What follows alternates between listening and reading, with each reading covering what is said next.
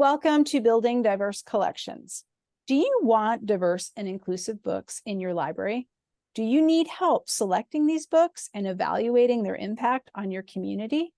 Join us for a webinar that answers these questions and provides you with practical tools for fostering children's positive identity development and their understanding of others.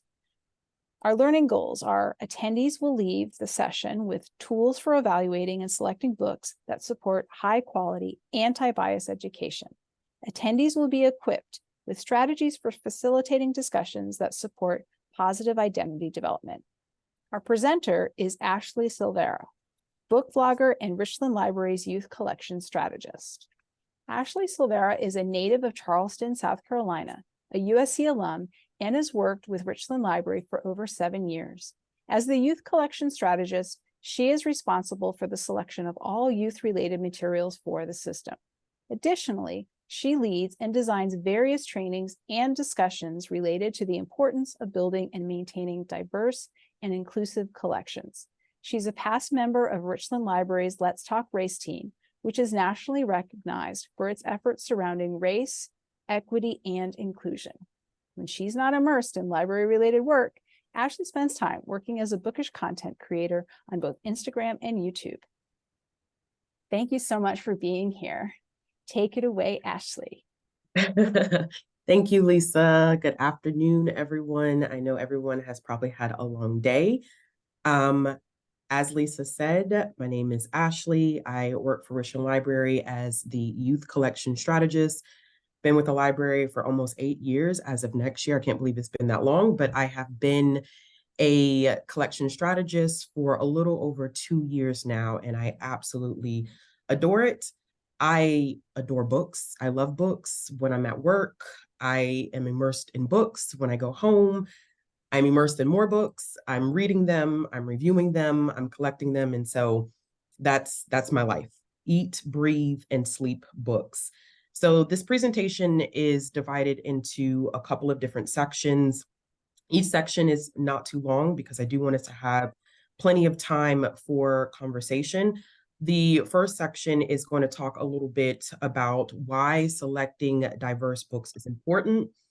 We're going to talk a little bit about how you should select diverse books, what you should do after you select diverse books, and some resources that I use. Now, while I'm presenting, if you have any questions that come up, please feel free to use the chat. And then once the formal presentation is over with, I'll circle back around and we can dialogue and talk a little bit about those questions.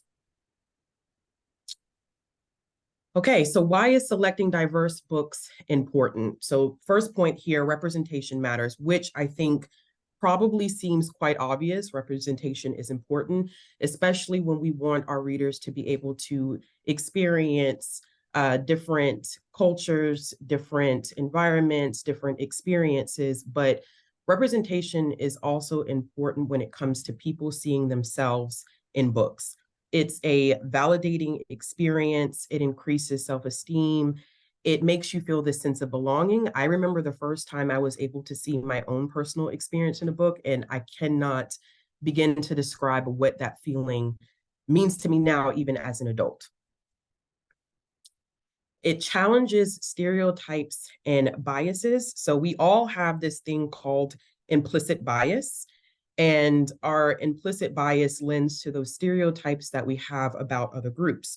When we engage with diverse literature, and we provide people with diverse literature, we are giving them the opportunity to see individuals in authentic ways, and especially positive ways, that counteracts those harmful stereotypes.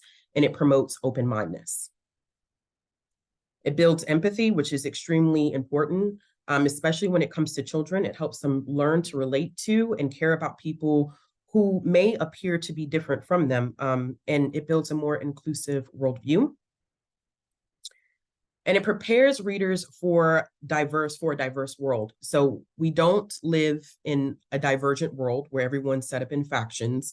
Most of us, I'm sure, don't work within a silo. And so what we're doing by introducing diverse books is we're preparing our readers to be able to work in a society where they may be amongst people that have different experiences with them. It gives them those necessary tools to be able to do so. And the last thing is it fosters critical thinking. So diverse books often spark conversations about social issues that impact our communities. And the conversations encourage individuals to use those critical thinking skills that allows them to think about and answer inquiries related to biases and social injustices. Now, here are some best practices for selection. You may have some of these tools. You may find that you learn something different, but these are kind of the guidelines that I work with whenever I'm doing any type of selection. So how should I select diverse books? Define your criteria. And when I say define your criteria, I mean do a collection audit. Now, I know collection audits are a huge thing now in librarianship, and there are a lot of great and free resources out there regarding collection audits. Here at Richland Library, we actually are in the process of doing our own audit of our collection. We finished both our teen fiction audit and our science fiction audit. And we are continuing with our adult fiction audit, and we have created a training for staff members who are interested in doing or participating in the collection audit. But it's important to think about your criteria, think about doing a collection audit, because it's going to show you where your collection needs improvement. The only way to get an accurate snapshot of what diversity exists or does not exist in your collection is to do an audit. And it's a good way too to see where your personal biases have made their way into your collection. So I talked about this earlier. All of us have implicit bias. It's a natural thing, but implicit bias is internal. So that's something that we can fix ourselves. And in order to stop that implicit bias, that's something that you have to work on deconstructing. But before you do that, it could be easy to see where you've leaned in certain directions in your collection and how you need to rectify that. And a collection audit is the best place to start. Checking multiple vendors actually is not one that I readily had thought about until I participated in a couple webinars of my own, listening to a couple of different discussions. All vendors are not equal in what they provide you in terms of diversity. So if one vendor doesn't have it, and I know we all use different vendors depending upon where you're located, whether you're school, library, academic, public, but check multiple vendors. Here we use Baker and Taylor and Ingram, and sometimes one will have it and the other won't have it. You just have to put in the work to see. And sometimes you may not have access to it, but that's one thing that I did not ever think about including whenever I talk about selection is checking multiple vendors. Next one is researching authors and illustrators, which doesn't seem like a thing that you would necessarily think about initially, but it's important with the influx of diversity that publishing is aiming for, to research the authors and illustrators, primarily because of the fact that some diverse books that you will see that have like diverse characters on the cover are not written by diverse voices.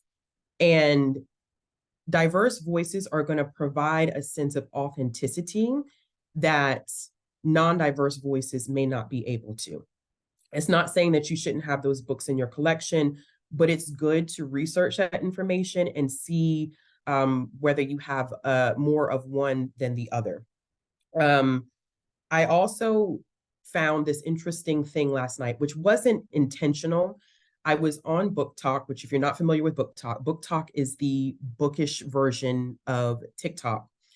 And there was a book that released recently by two Latina authors. It is an adult romance.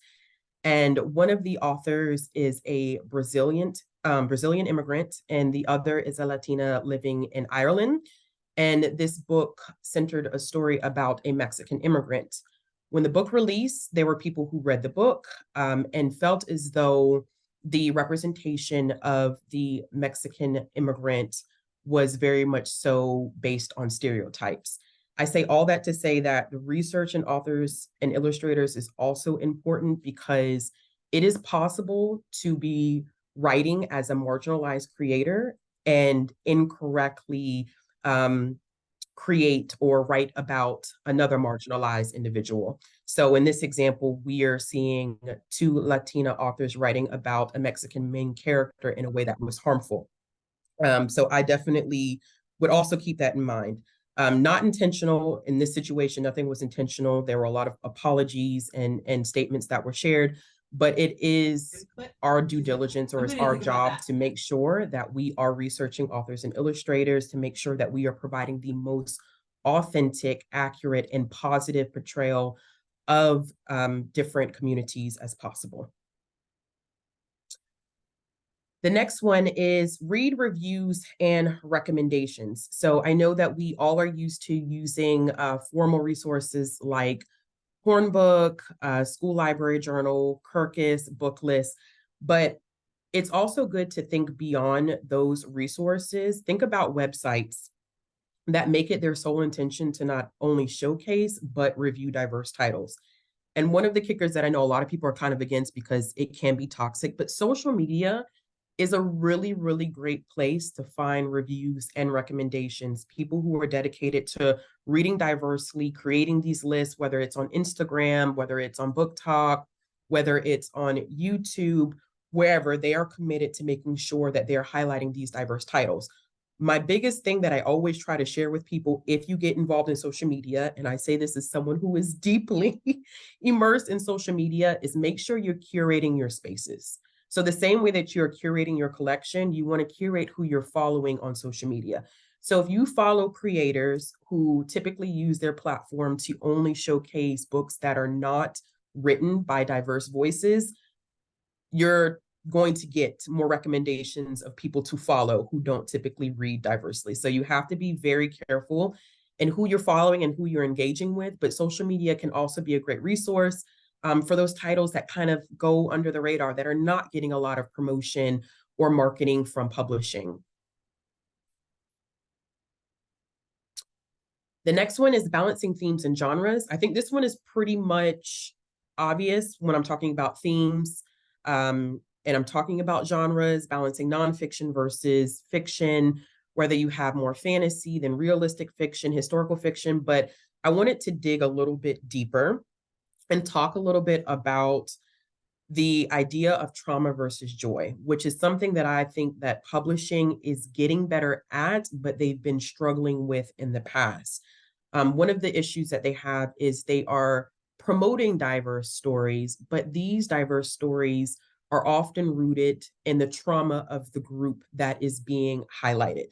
And they're considered necessary stories, stories that are used to teach people. And that's not to say that the social injustices that communities have faced in the past or they're currently facing are not worthy to be told, because they do have a place and they should be in your collections. But you also want to have a balance with books that showcase these marginalized communities expressing joy, doing everyday things, because what you don't want to happen is you're showcasing these books, or you're handing them out to your community members, and these books are basically saying you're nothing more than your trauma. That's a quick way to turn any group off. It's a big discussion in the social media world right now and what publishing is doing. And unfortunately, we are at the whims of publishing, meaning that what they choose to contract, what they choose to market is what we have to deal with. But if it's in your ability, I do say, please try to balance joy and trauma and make sure that you are showcasing both whenever you do displays, recommendations, reader's advisory. Engage with your community members. So connect with your community members, learn what they like to read. When you connect with diverse members of your community, they're going to assist you in learning more about their experiences and perspectives. And it will help you better learn what is meaningful and accurate representation. I know in the past I've gotten some conversations about, well, what if I have community members or students or people who come to my library that don't typically gravitate towards things that are diverse? This is where I say learn how to comp, which basically just do reader's advisory where you're giving more diverse recommendations. I've done a couple of things for the library, for Richland Library, where I have created lists like, if you have a reader that loves Percy Jackson, here's an entire list of mythology-based books, but 80% of that list is filled with diverse voices. So there's ways to engage those readers as well to get them reading diversely, even if it's not something that they naturally gravitate towards. And the last thing, which I think is really, really important, is remember to be kind to and patient with yourself. Doing this work is not easy work. It is exhausting. It can be frustrating. You're going to make mistakes. But the one thing that I always tell myself and that I tell others is you have to be kind to yourself, you have to be patient, and you also have to be forgiving because mistakes will be made. It's human nature. If you're learning how to do this, if you're wanting to change the way you look at selection, if you want to make your collection more diverse, there's going to be moments where you're going to make mistakes, and that's okay because it's a part of the process. Make amends where you need to make amends, get back up, dust your knees off, and keep going because doing the work is the most important thing. Okay, so what happens after selection? So you've done all these steps, you've done all your research, you start selecting, you're getting these books. What do you do once those books come in? Display and promote. Promote, promote, promote. I cannot say that enough.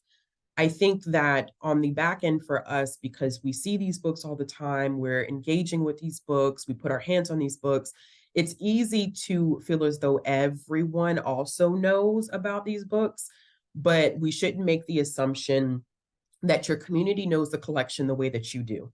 So whether, this is, like I said, through displays, whether this is through book lists, whether this is through blog posts, if your location has a website, make sure you're promoting, doing more marketing, because sometimes these books won't market themselves, especially if they're books that people aren't really knowledgeable of.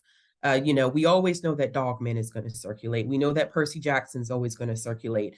But, do we know, like on this picture here, like, Genesis Begins Again, the Witchling series, is that going to circulate as much? We may not know, and it may take a little bit more of a promotion behind it. You don't want all your hard work to go to waste. And some books just are not a hit like others, but at least give them a fair chance. Consider intersectionality when creating displays. This is a huge one for me. If you've never heard of the term intersectionality, it was coined by Dr. Crenshaw in the 90s. It's a lens or a prism for seeing the way in which various forms of inequality often operate together and exasperate each other. So we, as a society, tend to look at things like racial inequality as a separate inequality from gender, class, sexuality, or immigration status, when really these things work together. And I'll use myself as an example. I'm Black and I'm a woman. Those things don't work independently of each other. So instead of experiencing something like misogyny, I experience misogynoir, which is a specific type of misogyny that is rooted in racism. So intersectionality is important in your displays because you're going to be working with people who have intersecting inequalities. And it's important for them to see those intersecting inequalities in displays, in book lists, in blog posts. So if you're creating a display for Women's History Month, make sure you're including women of color, disabled women, LGBTQIA plus women, all those intersection identities should be represented in those displays at all times. Do not wait until a certain month to promote the books. So I know for big celebrations like Pride, Black History Month, Women's History Month, Asian American Pacific Islander Heritage Month, those are big months where we typically display those books. And that's not to say that you shouldn't display those books during that month, but don't wait until that moment to display them. If you do a display about inventors, you should have representation in that. Here, we work on a 50% diversity best practice tool where any displays that we create, book lists that we have, blog posts, we try to make sure that 50% of the materials that are being represented are diverse materials. So if you kind of keep that rule of thumb, in some displays it's a little bit more difficult, but if you keep that rule of thumb, you won't have to wait until certain months to promote those diverse materials. And lastly, read the materials. And I know that this is easier said than done, I read a lot, more than I think I would care to admit, and I will not admit how much I read a year on here because it's a bit obscene. But the best thing that I have learned since being in this position, since learning more about the importance of diverse materials in selection and providing the access to communities, is that you have to read them. The more that you read, the more you're going to become familiar with these publishers, with the authors, with certain trends that are happening, the better you'll be at reader's advisory or comping, creating these book lists.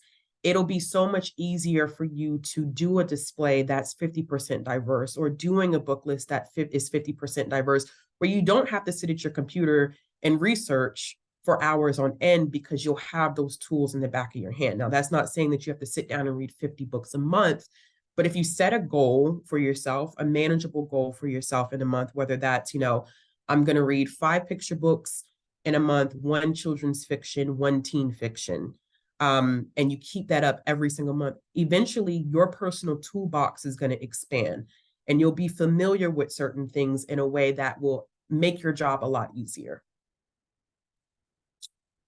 All right, in terms of resources, I use a lot of different resources. This does not even begin to cover the amount of resources that I use on a day-to-day basis, but I thought I would give you just a brief snapshot of what I typically use. So everything from We Need Diverse Books to LGBTQ Reads, the Brown Bookshelf, Black Children's Books and Authors, Rich in Color.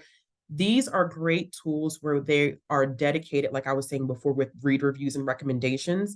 These are places where you can start outside of what we typically use, where these individuals are dedicated to showcasing, reviewing, and creating book lists with diverse materials.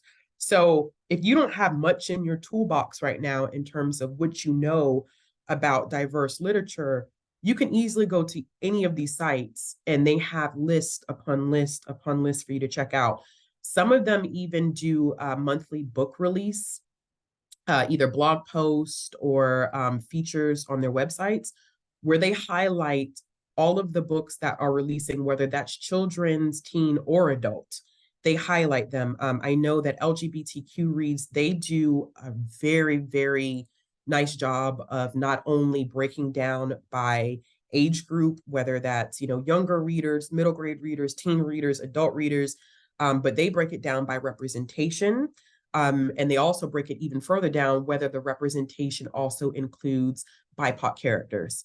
And they also do those lists where they talk about books that are releasing that they are aware of for every age group. So all of these resources plus more are great places to start if you're looking for more ways to find out about what's coming out, what's already out. You're looking for more authors with interviews with authors.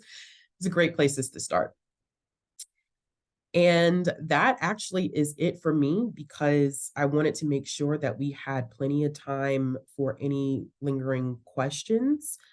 But if you have any additional questions, or if you want more information, if you have questions like specifically about things like the audit, because I know that's come up a couple of times, please feel free to reach out to me personally. Lisa has my contact information, and if you need to, or if you would like to sit down with myself, as well as my direct manager about how we're conducting the audit, we would be happy to connect with you more on that. Awesome. Thank you so much for that. I'm gonna go ahead and stop the recording so we can get to the Q&A. Thank you so much. We appreciate all of your time, your care, and expertise, and we're lucky to have you.